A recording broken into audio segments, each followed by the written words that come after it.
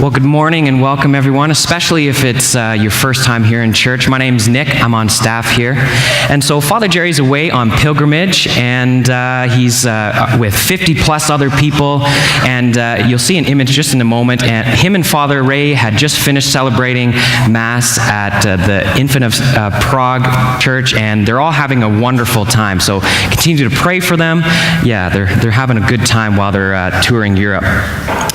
So, while Father Jerry is away, I'll be giving the final step in the message series that we've been calling Next Steps, as in next steps to a better you. And it's all about discipleship. See, discipleship is just about following Jesus Christ. And it's a journey that, like most journeys, is made up of simple, although not always easy, steps. And these steps aren't obligations. They're not hard and fast rules. They're lifestyle choices. Choices that we think are essential to growing in a relationship with Jesus Christ. A relationship in which He can change and transform us. STEPS, of course, is an acronym. S is about service in ministry or missions.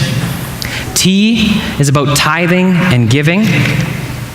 E is engage, which is about community and small groups. P is the practice of prayer and the sacraments. And S is about sharing our faith. And that's what we're talking about today. So we're going to be looking at the Gospel of Mark, which was today's Gospel. And it's important to note that Jesus' 12 followers were following Him because they thought that He would one day be king. They figured that He would lead a revolution against the hated Roman oppressors, and that He would become king in their place. So Mark tells us that one day James and John approached Jesus with a request, asking that when He did become king, would they please, pretty please, give them positions of privilege and power in His kingdom. It is sort of a naive request, but even so, when the other apostles heard about this, they started getting jealous and angry. They all wanted those positions of power as well. Who wouldn't, right? So Jesus sees this infighting, but He doesn't let it go on. He puts the issue right on the table to teach an important lesson here. Mark tells us Jesus called them all together, and He said to them, "You know that those who are recognized as rulers over the Gentiles lord it over them, and their great ones make their authority felt." The disciples were thinking, yeah, of course we do. That's why we want to be in charge. Right now, we feel lorded over by the Roman authorities, by the Jewish religious leaders, and we'd like to do a little lording over ourselves. See, that was just the thinking of the time. If you had authority and power, you use it to take advantage of others. So what Jesus says next is a completely radical statement to His followers. He says, "You know that those who are recognized as rulers over the Gentiles lord it over them, and their great ones make their authority felt. But it shall not be so among you." Jesus is just saying, I'm not calling you to use whatever power you enjoy in my service for yourself. Rather, whoever wishes to be great among you will be a servant. Whoever wishes to be first among you will be the slave of all. Jesus explains that in God's eyes, the one who serves most is the greatest. The one who is counted first of all will be the servant of all. Why? Because the Son of Man did not come to be served, but to serve, and give His life as a ransom for many. He says the whole reason He came among us was not to be served, but to serve. To serve and to be a ransom for many.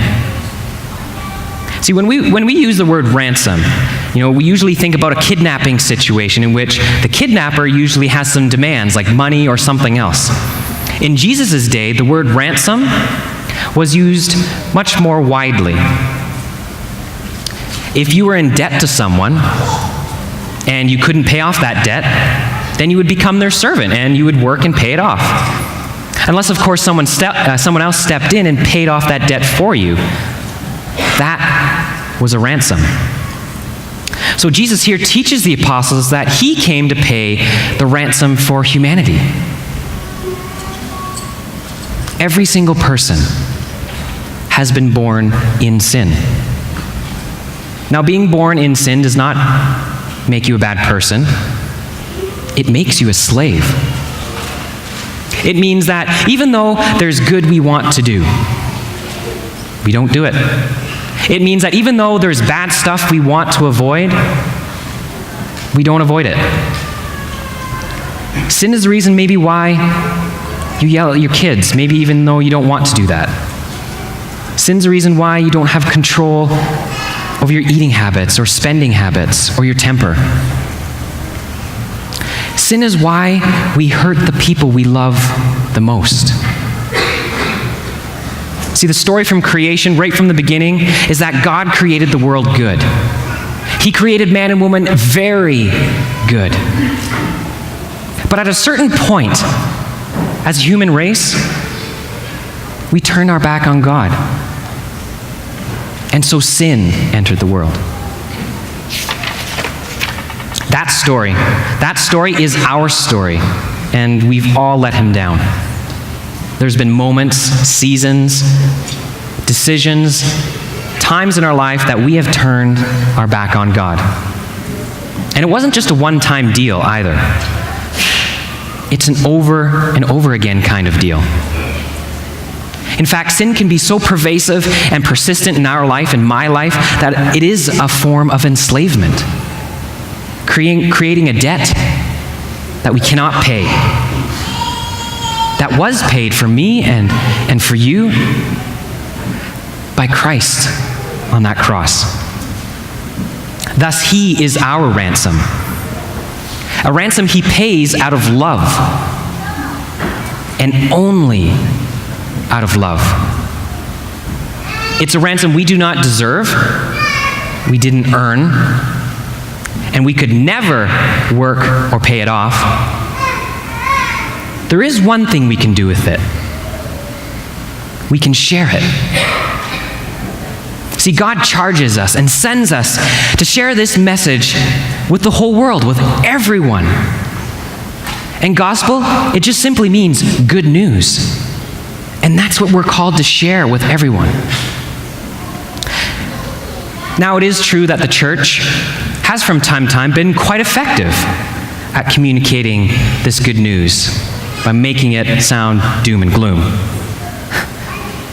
But as Jesus gave it to us, it's actually the greatest news that we could ever hear. It's the greatest news ever. Good news that you don't have to be a slave to sin. Good news that even when you do fail and fall, there's another chance and a fresh start waiting for you. Good news that you don't have to be perfect. You don't have to be a perfect person for God to love you. You may not be perfect, but you are perfectly loved. God loves you right now, today, as you are, even while calling you to something more. Now, if you've got good news, and you really believe it, the thing you cannot do is keep it and hoard it to yourself. In fact, usually you just can't wait to share it, right? The woman who finds out she's pregnant, the couple who becomes engaged, the candidate who finally gets that big job, the student who just aces that test. And for me, there's that one person who spoils the latest Avengers ending and spoils it all. So it's like, hey, I haven't watched it yet, and you spoil it. Those are not things that you keep to yourself. Except for the Avengers spoilers. You can keep those to yourself. In all seriousness, though, good news has got to be shared. But sharing the message of the faith, of our faith, can seem challenging, even daunting, maybe even impossible. And there's several reasons for that. First, because if you grew up Catholic, there was absolutely no emphasis on this. It wasn't even a consideration. It wasn't even on the radar. So it doesn't seem very important to most of us. But it was the mission from the very beginning. Second, because we've done it badly. Through intrusive, maybe even offensive methods. And third, simply because we have no strategy to approach this step. And in a culture in which religion, and specifically Christianity, has been more or less marginalized and seen as unimportant, irrelevant, a strategy is essential. And our strategy for sharing this good news, it's dead simple. It's called invest and invite. Invest in the people you know, people in your family, your neighborhood, parents from your kid's school or lacrosse team or dance class, people who do not have a relationship with Jesus and his church. Invest in them relationally, conversationally, prayerfully. Make a commitment and investment in them by praying for them daily. That's so important.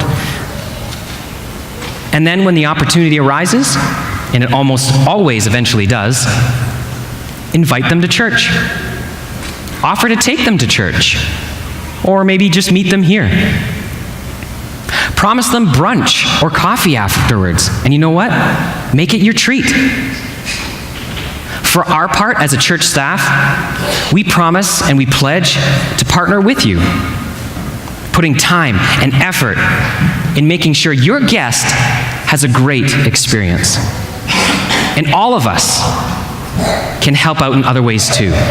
Our parking ministers, greeters, host ministers, all our students and kids ministers, and everyone else assisting on the weekend are partnering together to help create an environment that communicates good news.